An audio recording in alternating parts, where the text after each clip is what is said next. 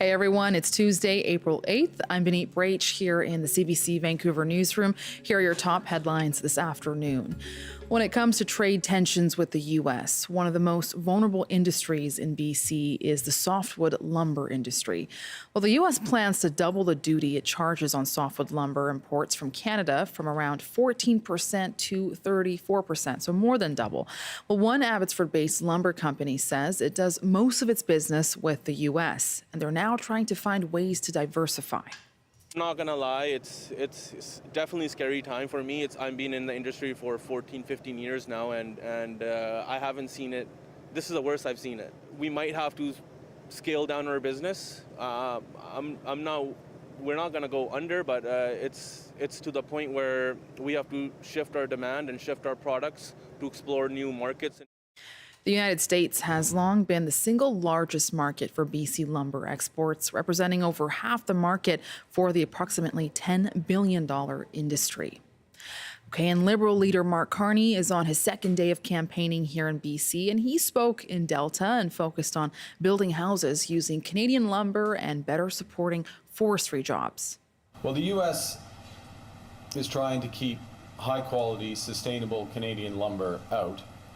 We will use more of it here in our plan to double the pace of housing construction in this country over the course of the next 10 years.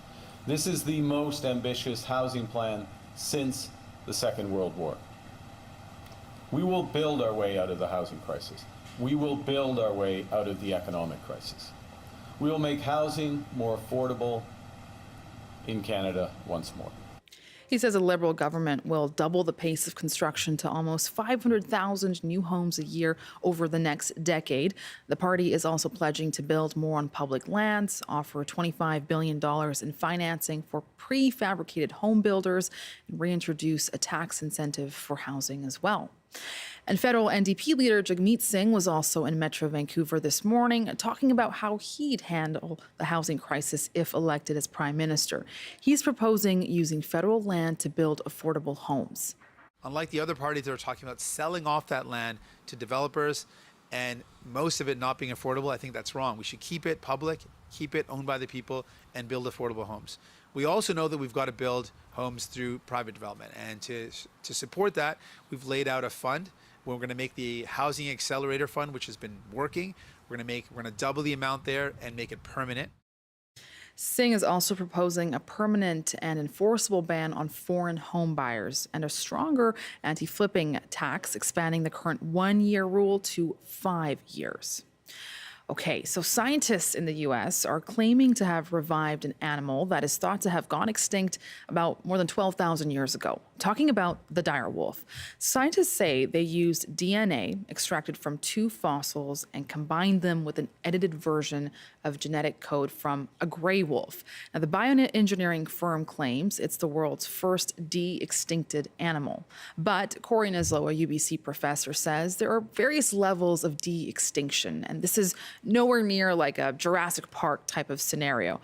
He says the company has not entirely brought back an extinct animal. Rather, they took ancient DNA and decided which changes to make to an existing wolf to make it act and look similar to a dire wolf. So essentially, they are engineered pups, but still very cute. And you are updated this afternoon. You're watching CBC News BC. Stay with us.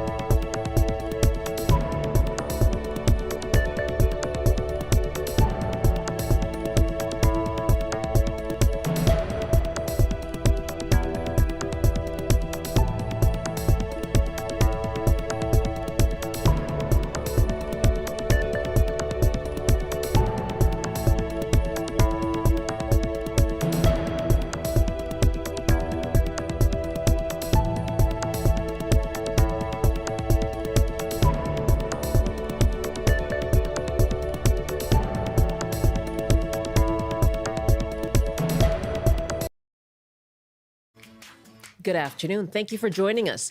There are warnings about a coming recession amid Donald Trump's global tariffs. Well, how likely is it? We'll talk to an economist to break down what determines when we've hit a recession and if there's still time to change course. And how do you spot fake news amid an election campaign? Generative AI has made that harder. CBC tech journalist Nora Young is investigating the role of AI in misinformation. She'll join us and we'll take your calls. How do you navigate what's real and what's not when you're online? Give us a call. I'm Michelle Elliott. Welcome to BC Today.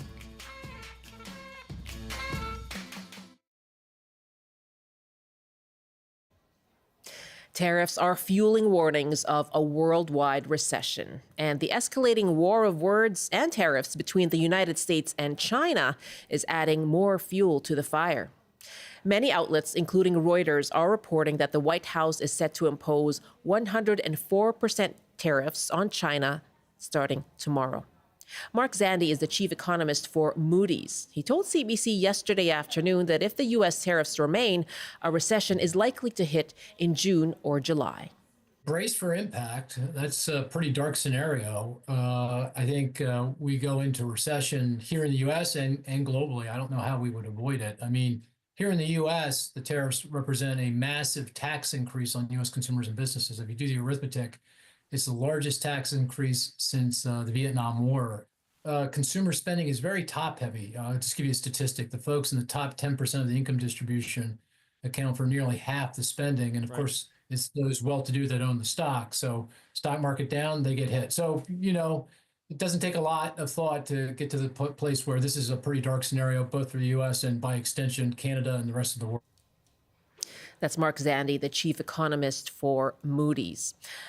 We're asking you, are you worried about the potential of a recession? And is there anything you're doing to prepare your life for one? You can give us a call, 1-800-825-5950, 604-669-3733. You can hit pound 690 on your cell phone, or you can email bctoday@cbc.ca. Joining us now is Justin Wiltshire. He's an economics professor at the University of Victoria. Good afternoon. Thanks for joining us. How concerning is this likelihood that the U.S. and Canada could be heading into a recession? Right. I think a lot of people have anticipated that this is where things were heading should the president not change course. And I think what we really need to be concerned about is not per se the word recession, but in particular what that means for individuals. Yes, tell us about that. What does it mean for individuals? Right. So a lot of people often tend to associate stock markets with recessions. If stock markets go down, people tend to think, oh, this is calamitous. And it definitely does impact a lot of people. But, often stock markets move and there aren't real impacts on people's jobs, per se, on people's spending.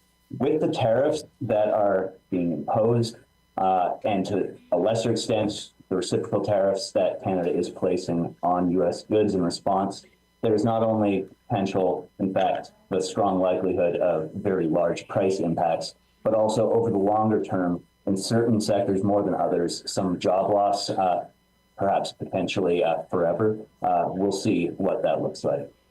Okay, so the impact on the stock market is going to lead to that slowdown. What does that mean then for certain segments of the economy, certain industries? Right. Well, it's not necessarily that the impact on the stock market does lead to the slowdown, though, as your previous interviewee mentioned, that can really impact consumer spending in the United States and also up here. But I think more importantly, I think we need to be concerned with how jobs are going to be affected over the medium and longer term. With the tariffs that have already come into place, or at least those that have come into effect prior to this week, I don't think we had really seen too much of an effect in Canada, at least not directly. But this week we saw Stellantis shut down its plant in Ontario. That impacts, of course, all of the knock-on industries, and it impacts all the local businesses where those workers would have worked. That's only supposed to be for 2.5 weeks with this president. despite the constant doubling down, anything is possible. We don't know what things are going to look like in 2 weeks. But broadly speaking, if that continues, the auto sector is not going to be able to persist in the form that we know it to exist in. And once we see things like greater lumber tariffs, the forestry sector, which has already really been struggling in British Columbia, is really going to be under threat. Over the longer term, I think we have to be concerned about what the impact is when those workers are out of work for a longer amount of time, and especially if workers are older.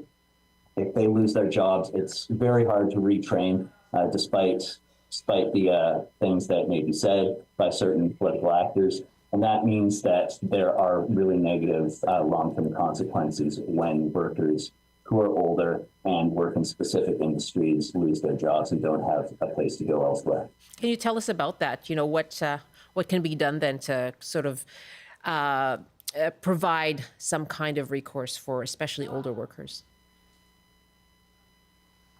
Sometimes, and I'm not saying that that's the case here, but sometimes it is for the best when certain firms go under, when certain industries are allowed to die, if it is their time. I don't think that that is the case with the auto sector in Canada. I think that Prime Minister Carney has made some really positive, though very general, statements on his goals with respect to more tightly integrating all the supply chain and backwards, so it goes even to steel and aluminum production within Canada. I think over the longer term, that does present the possibility of some buffering. In the short term, unfortunately, that's not possible. Of course, with all the other countries that are set to have the reciprocal tariffs take effect on them this evening, there is going to be, I think, a lot of renegotiating of international trade. There's always the possible for some redirection of our goods. I don't think that you can replace the U.S. markets.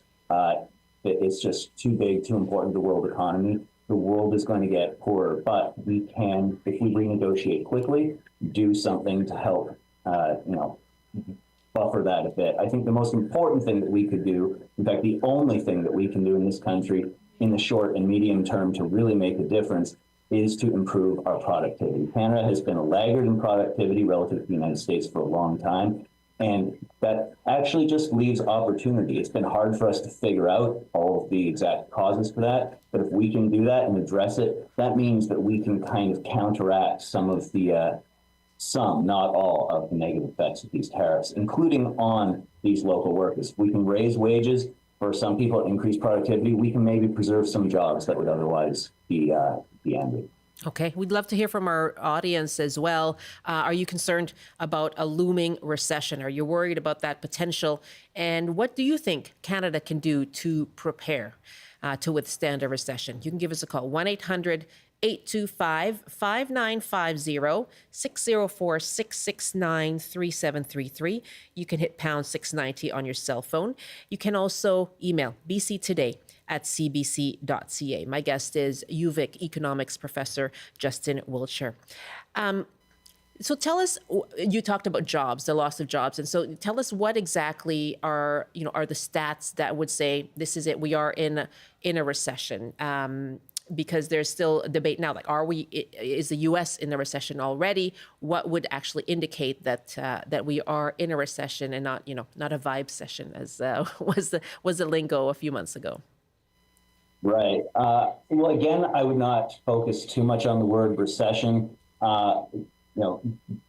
Lots of different organizations like to use different metrics for trying to determine whether or not there's a recession. A commonly used one by the media is 2 quarters of negative growth, though that may not necessarily translate into things on the ground.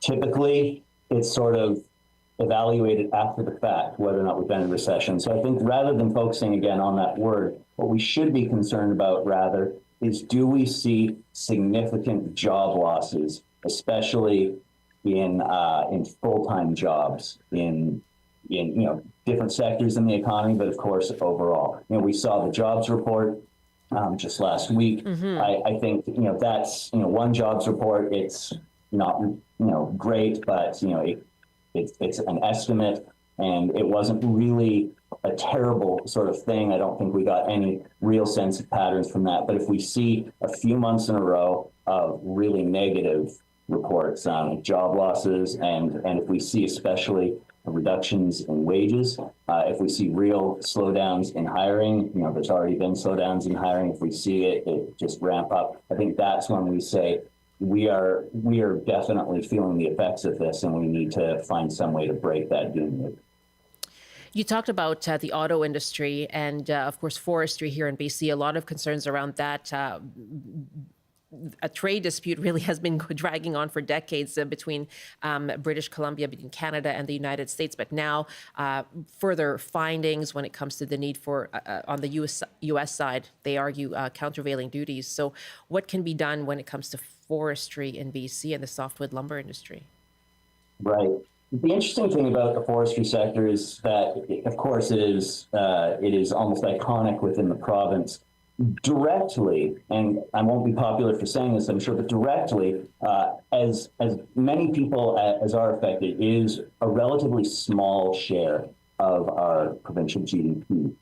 Now, that is not to say that it's not important, because there are a lot of knock-on jobs, and certainly several towns are particularly exposed to the forestry sector. Yeah. The real concern that I have is if we see substantial job losses that come out of this in that sector, is that some of those towns that are highly dependent will really actually start dying. Once you have towns that are very focused on a particular sector, see a downturn in that sector that it can't easily be recovered from, you start experiencing loss of real estate value. You start seeing more and more young people leave. You start seeing all of the infrastructure in that town really become almost worthless as people don't live there anymore. So that is the real, I think, longer term concern with respect to the forestry sector job loss, that I think a lot of people, unfortunately, if they were being honest with themselves, would have been able to look at the sector and say, like, that is likelier than not to come.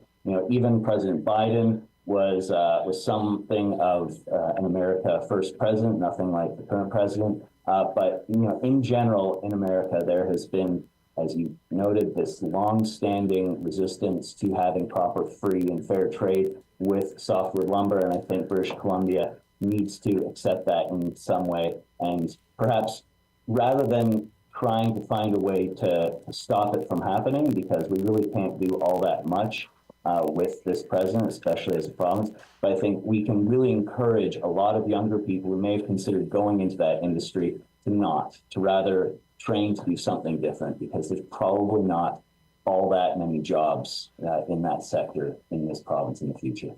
Okay, well, do you really, it's like a sunset industry? I mean, what about the argument that there just needs to be more value-added products, diversify the forestry sector in order to adapt?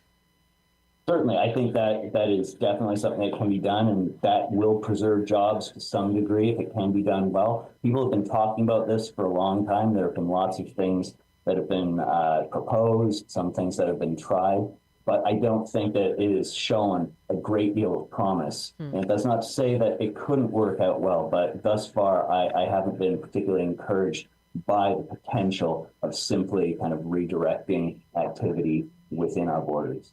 Okay, well, we have a caller now who wants to talk about forestry, actually. Asking you as well, are you worried about the potential for a recession? If you're listening and watching us, we'd love to hear from you. And what do you think Canada and BC can do to withstand a looming recession? 1-800-825-5950, 604-669-3733. You can hit pound 690 on your cell phone. And by email, it's bctoday@cbc.ca. Liam writes from Vancouver, I entered the job market in the middle of the 2008 once-in-a-lifetime recession, as it was called. For working millennials like me, there never hasn't been a recession. The economy has never worked for my demographic, and I find it hard to care about a system that funnels the wealth my labor creates to those who already have more than I or my peers ever will. looking back to 2008. Liam, thank you very much. We'll talk about that in a few moments as well. Right now, Tim is on the line from the Coquihalla Highway. Hi, Tim. Hi, I'm pulled off. I was going to ask. Thank you very much for calling in and pulling over. What do you want to say? So in recessions, things like the pandemic, government has weighed in and supported the economy through payments, programs, that kind of thing. But at this point in time, we have a housing crisis, and we have a looming recession and a lot of trade uncertainty, which the forest industry, of course, is very, very susceptible to. Absolutely. And I'm going, well, if you want a strong, steady demand, why not basically build a lot of overtly government-owned homes that are built and paid for with tax dollars and now they're rented or sold to people to live in. And you create economic certainty, you create stability, you create homes, and allow us to focus on interior trade and activity instead of dealing with some pretty capricious trading neighbors. Tim, a really good question. Thank you very much. It's something that's come up in the federal election as well when it comes to government getting back into building homes. What do you think of that? Again, this need to boost the forest industry, Professor, and rather than, as you were saying, perhaps turn away from it, but using the need for housing as a way to give that, to re-energize forestry in BC. Right. So I think we should never presume that there's just as much economic activity to be had within our own borders as if we engage in trade and that we can just simply redirect things. We are all wealthier, even if we're not feeling it, even if we're poorer than we were a couple of years ago, we're still all wealthier than we otherwise would have been in the absence of international trade. And I think that's important to remember. With respect to the idea to redirect our energy into building government-owned homes, I think there have been a lot of very interesting proposals to have government sort of take a more active role in building and owning, or at least running some housing complexes.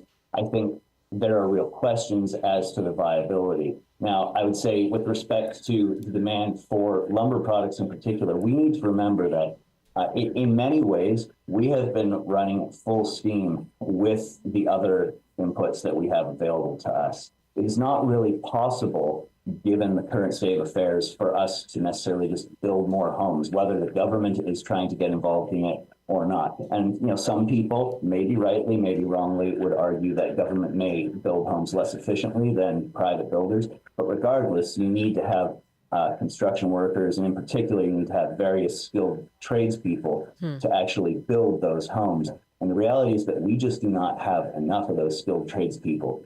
And we can change things. We can change the way that we produce homes. I think manufactured homes, prefab homes are a much more effective way to actually use those inputs, those skilled tradespeople that we have to build the most homes possible. And then of course we could ship them where they're needed and build them. But broadly speaking, if we don't increase the number of skilled tradespeople that we have, then we cannot really build more homes. And it's also important to remember, homes are not the only thing that skilled tradespeople are building. We have a lot of very, very large infrastructure projects that those workers are going to be working on.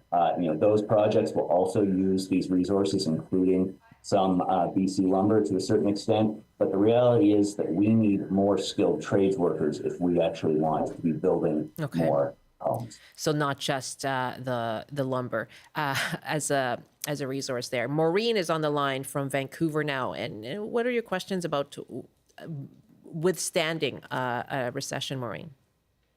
Well, I wanted to ask the professor to expand a little bit more about what he said early on in the interview about productivity and about how you increase it. How exactly is that defined? How is it increased, and what can we do? And we're looking at election, listening to what people are saying, whether it's going to happen or not, to address that question of productivity. Thank you very much, Maureen. Yes, go ahead, Justin. Yeah, that's a fantastic question. And economists tend to, maybe use that term a little too easily without defining it. I know that the current prime minister during his leadership campaign used it, and it was considered a little not well used when he was saying we need to increase productivity. What he really meant is that we need to make sure that we are producing more per input that's used, in particular per human worker that is used in production. We need these people to be more productive. That's not to say we just need to have people work harder or work longer hours or anything like that, but rather for any given hour of work that we do, we need to be able to produce more. Now, a large part of that has to do with the tools that we're given. You know, if we are trying to write a newspaper and we only have a pencil, then we're not going to be highly effective. If we only have a typewriter, we're going to be more effective, but less effective than if we had, high quality word processing, and it, less effective again than if we use some AI judiciously, potentially, to create something that people may or may not want to read. So technology that is used by any individual worker can really increase the productivity of that worker. And what that means is that the firm, the employer, can potentially earn more money from the output of that worker. And then because that worker is producing more, that worker is more valuable to the firm, so that worker can potentially command higher wages. It means that it's potentially a win-win when we increase productivity. Interesting. Whereas if we don't, then we're stuck in the current situation that we have been for quite a while in Canada. Really good to talk to you. Interesting you bring up AI. We're going to talk about that judicious use of AI in our next half hour. But Justin, thank you so much for your time. My pleasure. Justin, Have a nice day. You too. Justin Wiltshire, UVic economics professor.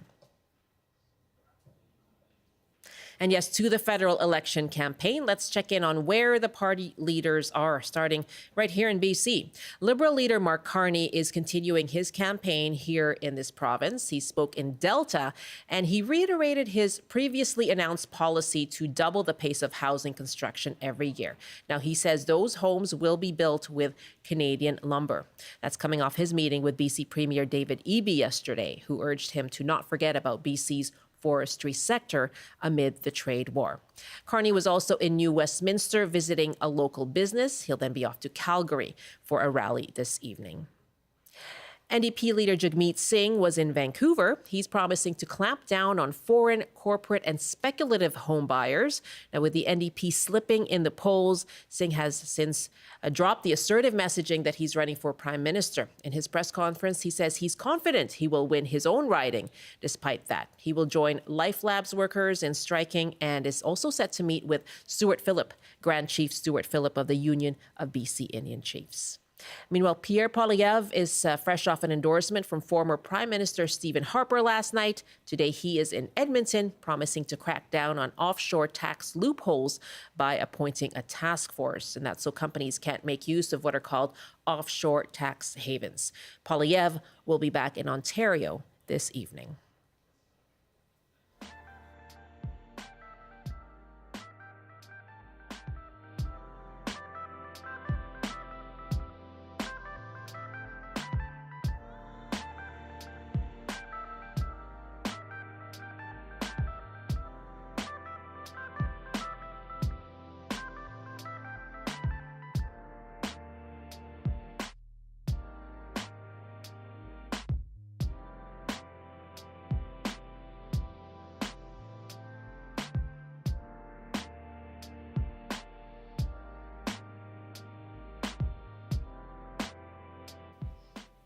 And your emails on the potential recession as well. Anton writes, when it comes to forestry, the emphasis on value-added manufacturing was something that should have been done 40 years ago. Now it's too late, as it takes time to develop products people need and the markets that will buy them. And Judy writes us on the potential for a recession. Of course, I'm concerned for all the job market positions. However, my interest is in the arts. Loss of income for families means the dance lessons, the piano lessons, etc. go by the wayside, and a whole sector of people who are in the arts are affected. Then as well, fewer funds for buying tickets for theater, for the symphony, for dance companies, etc. The situation will creep into all manner of jobs. Yeah, thanks for raising that, Judy. bctoday@cbc.ca is where you can send us more of your thoughts on how concerned you are about the potential for a coming recession due to the global tariffs from the United States. 12:31 now. This is BC Today here on CBC. I'm Michelle Elliott. Thanks so much for being with us. And coming up in our next half hour, we're going to talk about spotting fake news, spotting misinformation, and it's getting a lot harder with generative AI. So we're going to talk to tech journalist Nora Young. She's been finding and investigating examples. She and her team will find out what they have dug up, and we'll ask you, how do you navigate what's real and what's not when you're online? That conversation coming up after the CBC News Update with Rob Zimmerman. Good afternoon. The provincial government is tightening legislation that will allow it to chase down more of those who don't pay for their health care costs. The Health Care Cost Recovery Act allows government to recover costs for those who were cared for under the medical services plan that otherwise would have been paid by taxpayers. The man shot and killed inside an East Vancouver home over the weekend has now been identified. 49-year-old Ben Harrison was killed on Sunday. 2 suspects in their 20s were arrested at the scene. Charges have not been laid, and there's no word on a possible motive. And police in West Kelowna have opened a missing person investigation for someone last seen in the area of a landslide on last Tuesday that washed over West Side Road along the shore of Okanagan Lake. RCMP say police have found unique items linked to the missing person. Mounties say search teams are continuing efforts for the person whose name has not been released. And now the forecast on the North Coast. Periods of rain this afternoon with a high of 9. Highs up to 14 with lots of sunshine in the Peace. In the central interior, including Prince George, a mix of sun and cloud with a high of 12. Highs around 12 degrees with a chance of showers in the Kootenays. In the southern interior, including Kelowna, a high of 14 with some sunshine and a chance of showers. And for Metro Vancouver, Greater Victoria, and the Fraser Valley, periods of rain this afternoon. Windy with highs around 11 degrees. That's your CBC News Update from Vancouver. Thank you, Rob. That's Rob Zimmerman in the CBC Vancouver newsroom. This is BC Today here on CBC. We're live on Radio 1 and on CBC Television and live streaming as well. Of course, much more coming throughout the day here on CBC Radio. And for Metro Vancouver, here's what's coming up and on the coast. Michelle, hi there. It's Gloria Makarenko here, and I hope you can join us this afternoon for On the Coast. We're going to continue our conversation about bear awareness this week. Yes, the hibernations are ending. The bears are hungry. Some cities are seeing much more bear activity, too. We're going to hear from some conservation officers. We're also going to talk about the price of cars, how new cars and used car sales are affected by U.S. tariffs. And Rob Russo with The Economist is going to join us with a look at the election campaign. So Rob is in Abbotsford today, where the Conservatives rejected longtime MLA Mike DeYoung as a candidate. So Mike DeYoung has decided to run as an independent. I hope you'll join us for those stories and much more this afternoon between 3 and 6. It's On the Coast. Good warning about being bear aware, Gloria. Thank you very much. I know it is also kind of spring hiking season. It's when I get into hiking and get back out there. And I'm always like, okay, be careful. No, go in a group. That's kind of my big rule is always go in a group, talk and make noise. Stick to the main trails, that's for sure. So really good to have the advice on being bear aware as we head into hiking season. That's Gloria Makarenko coming up this afternoon with On the Coast.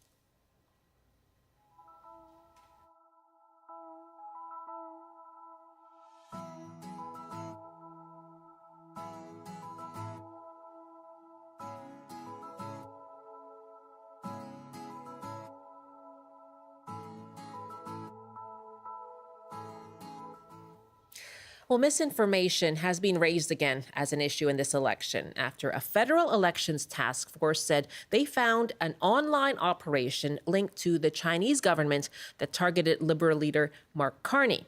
The security and intelligence threats to elections task force says it traced the operation to a popular news account on the social media platform WeChat.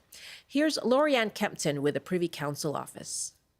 The content of this information operation contains story about the Prime Minister, Liberal Party of Canada leader, and candidate Independent Mark Carney. This content has been amplified in a coordinated and inauthentic way. This information operation had contrasting positive and negative narratives, first amplifying Mr. Carney's stance with the United States, and then targeting his experience and credentials. Now, Clempton said the misinformation campaign wasn't an attempt to sway the election one way or another, but was aimed at sowing confusion and discord. Now, this morning, Carney was asked about the story at a campaign event in Delta, and here's was his response on the report and what he's been briefed on. One of the steps I took as Prime Minister was to review all the measures, or review the measures to ensure electoral integrity, to fight against foreign interference, and so some of that is just briefing on specific situations, which obviously I can't share. But I approved some structural changes, which included that the site task force publicly report any incidents that they became aware of in real time. So as you would know, but maybe others don't, this is the third public report they've made. So I felt it important that there was that transparency. And that transparency will continue. I note that the critical evaluation panel, I believe it's called, that is associated with the site task force, makes their judgment about the seriousness or not of these incidents, and that in their judgment that this does not affect the ability of the country to conduct a free and fair election. But I fundamentally think that what's important is Canadians get that transparency in real time, and I think it's been a welcome development for Canadians, but also a warning to foreign actors that we are on top of these things. Well, with social media and now generative AI, it can be harder to spot fake news. So we'll talk about what you can look for, and we're asking you, how do you navigate what's real and what's not online? You can call us now, 1-800-825-5950, 604-669-3733. You can hit pound 690 on your cell phone, or email bctoday@cbc.ca. Joining me now is CBC technology journalist and broadcaster Nora Young, who's been looking at examples of AI and misinformation. Hello, Nora. Thanks for being with us. Hi, Michelle. It's a pleasure. Thanks for having me. Well, I've been watching your reports and stories online as well. Why did your team want to tackle misinformation in the election? Yeah, so the Visual Investigations Unit has this tagline, "We go down rabbit holes so you don't have to." So Thank you. We use investigative techniques to kind of try and get as close to the truth as possible, especially when there's a claim that there's a dispute about. So like an image or an event where people are not sure what's going on, or where it looks like substantial numbers of people are being misled. And we always try and show our work. And of course, the election period is one of those kind of short, intense periods of time where there can be lots of competing claims.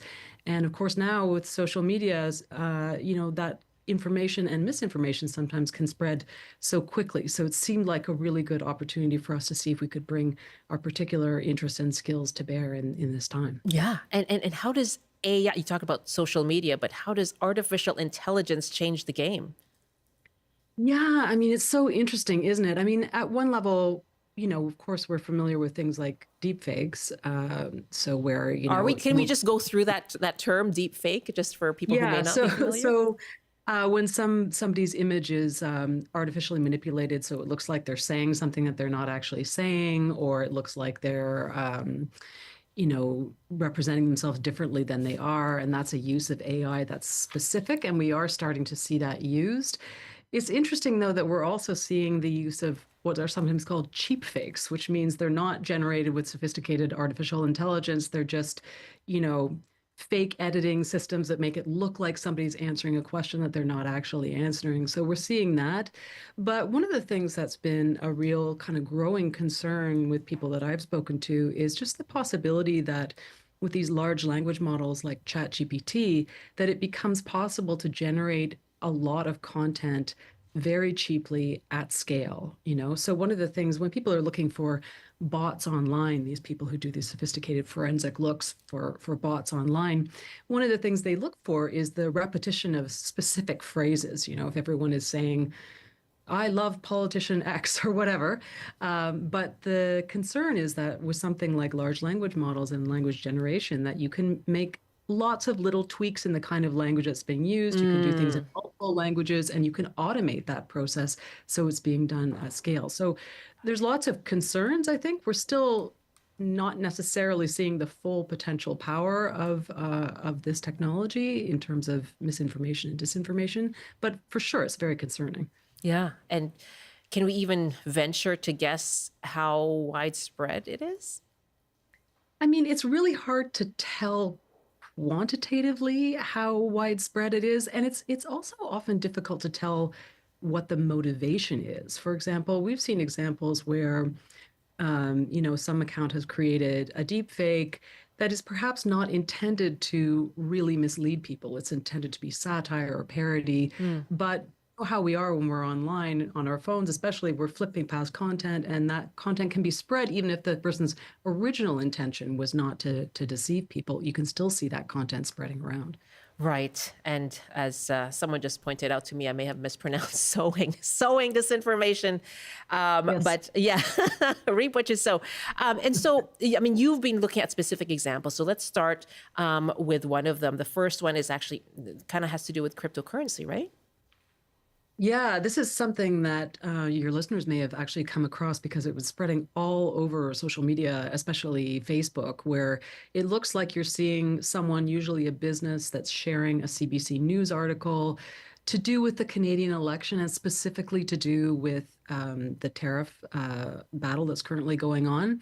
And then if you click on that, it takes you to this very realistic looking CBC webpage. So it looks like a CBC article. The branding is all there. They're even using the names of actual CBC journalists. And you read through that, and it kind of talks about how, you know, this politician is promoting a risk-free cryptocurrency alternative, relief package to combat the impacts of the tariffs. And if you click through that, which you absolutely should not do because there's a risk of malware, but if you do, it takes you to kind of a shady-looking kind of currency trading platform where you're encouraged to give them money up front or get in touch with a representative and pay a certain number, it's usually $300 or so, to get involved in this cryptocurrency scheme, which of course you should not do. But this thing is spreading all over the place. Wow. And that was what we really looked into. Yeah, shady sounds just about right in describing that. I guess, yeah, a politician trying to sell you something. That's okay. There's some red flags you've already raised there. My guest, Nora Young, CBC technology journalist and broadcaster. And so we're asking you, what are you doing? Have you found examples like that? Articles that seem like they're legitimate, but actually point you to a get-rich-quick scheme, cryptocurrency. What are some examples of misinformation you've seen that looks like it could be AI generated? How do you decide, or how do you determine and navigate what is real and what's not? You can give us a call, 1-800-825-5950, 604-669-3733. And you can hit pound 690 on your cell phone as well. Tackling and detecting misinformation. Now, there's another story that you worked on. This goes back a couple of months now to February, and this was a particular photo that you actually dissected because this was a photo of a Mark Carney campaign event, and there were social media users who were claiming that it was fake, that it was AI generated. Yeah, it was an event that took place in Vancouver, actually. My colleague Christian Paslang and I looked into this. There were claims on social media that AI was used to exaggerate the size of the crowd, and there was a lot of conversation about this, so we thought it would be interesting to investigate it. So what we did was we compared the image that the Carney campaign photographer took with the video footage shot by a CBC camera person who happened to be at the actual event. So that was a lucky break that there happened to be a CBC videographer that was there. And so you can see when you look at the two and compare them that the photographer from the Carney campaign is in the CBC video. So they're shooting the same scene of this campaign event, but from different angles. And so Right. that's how we went about comparing it. So we compared some of the specific images in the campaign photo with what we knew to be the actual CBC footage from the event. For example, there's a woman with a purple scarf in the original photo. She's also in the CBC footage. And we also looked into specific claims about particular parts of the image that people thought were AI generated, and then corroborated them with the CBC footage. So it was quite a production. Yeah, you went down the rabbit hole. We did. We did go around the rabbit hole, exactly. But it is fascinating. What does it take for your team to do this? Yeah, I would have to say the other members of my team are much more highly skilled at this forensic aspect of the job than I am. So what it really involves doing is taking advantage of open source investigative techniques. And what that means is just essentially all the data. I mean, when you live in a digital world, especially, there's just so much data out there that's available. This is not stuff that you need a warrant for. It's not stuff that's shady to get or anything. It's just essentially hiding in plain sight. So we use some of these tools. You may have used some of them yourself. For example, a classic one is reverse image search, right? Where somebody shares an image that they say, oh, this was this protest yesterday. You do a reverse image search, and you realize, oh no, that's an image that came from a protest 3 years ago or whatever. So that's an example of the kind of thing that you could use. But things like satellite imagery, Google Maps, Google Street View, inspecting web pages, and in the case of the Carney campaign photo, we were also, as I say, very lucky that there just happened to be a CBC videographer there at the time. Yeah. Now, I know that there were, in the piece that was published online, it referred to other examples as well, that, the kind of that skepticism toward articles, or rather photos with Pierre Poilievre. And so that you had an expert to say this just goes to the kind of distrust that people seem to have now when it comes to images that they're seeing. Yeah, you're right. In that same article that we wrote, there was another example that we used. This is spreading across multiple parties, where people were falsely claiming that Pierre Poilievre was not at a location that he was actually at, and we were able to demonstrate, no, in fact, he was there. But it's certainly very concerning, the rate at which these things are proliferating. And this is part of the issue, is it's not necessarily do you believe or do you not believe, and this is what our expert got at. It's just once you generate a level of cynicism and a level of, well, you can't believe anything that you read. I mean, that's obviously problematic in a democracy. It's problematic for us as citizens if we feel like we can't trust what we see anywhere. So, and sometimes with these disinformation campaigns, the aim is not so much to persuade people of a particular viewpoint, as you actually heard off the top in that conversation about WeChat, that sometimes it's just about generating a general feeling of confusion, a climate of competing claims and disinformation, rather than particularly persuading people of an exact point of view. So what for you then, rather than just blanket, not going to believe anything I see? I think we have an email here from someone who says, Anicia writes, frankly, whenever I read anything interesting in the news, in addition to anything controversial, I check a number of different sources for similar ones. It takes a lot longer to read the news now. And so good for you for taking those extra steps, Anicia. So what would be the steps that you think people should take them, if it's not just like, I'm just going to not believe everything I see? Yeah. I mean, that email is really a great tip, to just try corroborating it with other sources, at sources that where you have greater trust in the information. I mean, I would say one thing about deepfakes in particular that I think is a concern is that they are getting really good. It was not all that long ago that people knew generally, well, look at the fingers because they're not very good at doing fingers and hands, or look at the mouth and the teeth because they're not very good at that. But they're actually getting quite a bit better. So it's not necessarily so easy to tell just with your eyes. And in fact, in one of the things we did, we tested these online AI image detectors. And they're one tool that you can use, but they're absolutely not infallible. They do make mistakes, and certain types of images they're not as good at assessing whether they're real or AI generated. So there are fewer tools to kind of debunk these things with certainty. I think one thing that we can do actually just is to do a gut check with yourself. Does this seem likely? Does this scenario seem likely? Who is sharing this? Do I know this person who's sharing this? Are they regularly sharing information that's trustworthy? I mean, unfortunately, as we've mentioned, just scrolling on our phones does not really promote taking your time and thinking things true. We tend to whip Exactly. Let me just, pardon me, Nora, I'm going to jump in because we have Trace on the line here. Hi, Trace, go ahead.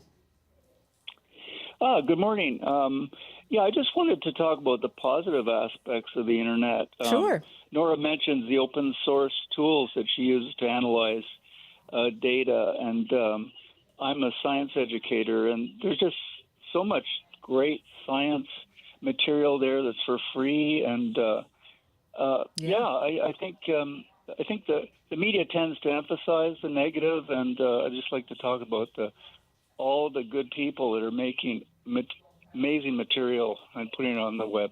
Oh, that's fantastic, Trace. How do you then ensure that that is what people are consuming and not misinformation? Can you tell me about that? Well, that's a tough one. I tend to avoid social media. I use it very minimally, and I just kind of do my own searches. But I'm helped. YouTube knows that I'm interested in science, so it makes positive suggestions. And I think once you get on a positive thread, these engines tend to give you more of the same. That's a really good point. And do you have a recommendation then for a science YouTube channel? Oh gosh, there are thousands. There are thousands. I guess I use a lot of YouTube. I view a lot of YouTube videos. So just do searches on physics, quantum physics on YouTube, and you get a lot of good stuff. Very cool, Trace. Thank you for that. The upside of it, right, is all this information that is available to us. I love watching, and they're also really good communicators. I think the fact that they're not just well versed in science, but also able to communicate science is such a skill. So Nora, let me ask you then. What are some red flags? Even when you're on YouTube, like I see a lot of the mouths moving, not quite right. But what are some red flags people should look out for? Well, I think the number one thing that experts will always tell you is the too good to be true thing. This is, the scam part. If somebody's offering you risk-free cryptocurrency, that's not a real thing, right? Everything has risks associated with it. I think that you still can tell, like it's. Although I said that these things are getting more sophisticated, take the time to look at if something is presenting itself as legitimate news, look at the news crawl across the bottom. You'll often find spelling errors, that the capitalization isn't right. Taking the time to, again, think about what you're watching. And as you point out, often it's still the case that when you're looking at a deep fake online, you can see that the mouth movements are not really syncing up, or the person sounds a little bit robotic in a way that probably isn't quite right. So there are some of those tells out there. I think the advice from the previous emailer about trying to triangulate, can you find other sources of this information? Yeah. Can you Google and see, is this a scam, right? Those kinds of things are effective as well. But I mean, as I say, it is getting to be harder to tell because they are getting more sophisticated. Jillian is calling us now from Port Alberni. What do you do to navigate the online world, Jillian? It sounds like part of my topic's been already covered, but never trust a single source. Mm-hmm. Even your favorite sources have biases, so the truth lies somewhere in between. Jillian. Yeah, go ahead. Okay, thank you very much for the call. Never get your news from social media. Always prefer authoritative sources. You look at the suffix at the end. And if you want training, go to bellingcat.org. They have all kinds of tutorials on how fake is made. Ah, wonderful. Yes, Bellingcat. Jillian, thank you very much. An email here as well from Robert talking about that gut check, Nora. Robert writes, the biggest issue is how people prefer confirmation bias compared to learning and understanding information that might challenge their perceived notions. So when you're not deeply entrenched in your beliefs, you're less likely to be tricked and are more likely to have a broader perspective. So if people are more open and willing to consult multiple sources, they are less likely to be duped. And the best way to tell is your emotional levels. If you're angered or even enraged, you're likely being misled. There's that gut check again. Robert, thank you very much for that. Great point, Robert. Yeah, really good point. Nora, thank you so much for all of your work. Any one last tip for our audience? My number one tip is always take a breath. I love the tip about Bellingcat. They have a lot of tips to help you. And the more that you read about how these things operate, forewarned is forearmed, the better off you are at kind of getting better at spotting them in the wild and just, not being paranoid, but a little skepticism is a good idea. Hey, I hope you're not burning the midnight oil too much going down those rabbit holes. It's pretty compelling, I must say. Yeah, that's true. Down the rabbit hole. Just 5 more minutes. Nora, thank you. What a pleasure to speak with you. It's been a pleasure. Thank you so much for having me. That's CBC technology journalist and broadcaster Nora Young. Trisha writes as well regarding the cryptocurrency fake ads. To me, the ads are obviously fake because all the notable people portrayed would not be promoting this. I've submitted reports to Facebook for these several times. Each time I get a report from Facebook, days later, simply saying they've looked into it and the item was not removed, no explanation. Okay, Trisha, thank you very much. But yes, looking at would these people actually promote this get-rich-quick scheme? Thank you so much for all of your emails. BC Today at cbc.ca.